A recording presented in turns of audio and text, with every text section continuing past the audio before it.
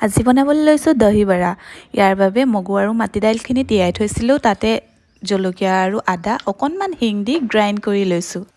মনত ৰাখিব মাটি দাইল আৰু মগুখিনি তিয়াওঁতে ভালদৰে ফুলিবলৈ দিব।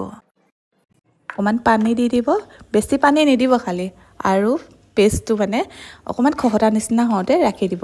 তাৰপিছত নমাই লৈ ধনিয়া অলপ কুটি লৈ নিমখ অকণমান দি ফেটি ল'ব 10 মিনিটমান হাতে পুৰা এনেকৈ ফেটি ল'ব।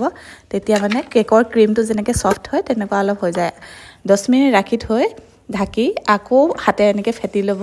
পেষ্টটো বেছি লিকুইড নকৰিব, নহ'লে এনেকৈ পকোৰা বনাবলৈ দিগদাৰ হ'ব, আৰু এনেকৈ গল্ডেন ব্ৰাউন হোৱালৈকে বনাই থাকিব। তাৰপিছত ইয়াতে নিমখ লৈ লৈছোঁ আৰু চেনি আৰু পানী দি পেলাই তাতে যোনখিনি বনাইছিলোঁ এইখিনি তাত দি দিম। আৰু ইয়াতে দিছোঁ নিমখ, চেনি আৰু দৈ অলপ মিক্স কৰি লৈছোঁ। পানী অকণমান দি ফেটি ল'ম। তাৰপিছত পানীত থোৱা পকোৰাখিনি 10 মিনিটমান ৰাখি চেপি লৈ দৈখিনিৰ লগত মিক্স কৰি ভালদৰে ফ্ৰিজত 1 ঘণ্টামানৰ কাৰণে থৈ দিছোঁ। আৰু এইখিনি চাটনি অলপ বনাই লৈছোঁ, চাটনি দিও খাব পাৰে আৰু টেঙা মিঠা পানীয়ে দিও খাব পাৰে। মই তাৰ বাবে লৈ লৈছোঁ তেতেলী পানীত আধা চামুচ জিৰা পাউডাৰ, আধা চামুচ নিমখ, 2 চামুচ চেনি দি অলপ উতলাই লৈ ঠাণ্ডা কৰি ইয়াৰ ওপৰত দি খাই চাব, ইমান ভাল লাগে নহয়। তাৰপিছত ক'ব এবাৰ ট্ৰাই কৰি চাব কিন্তু।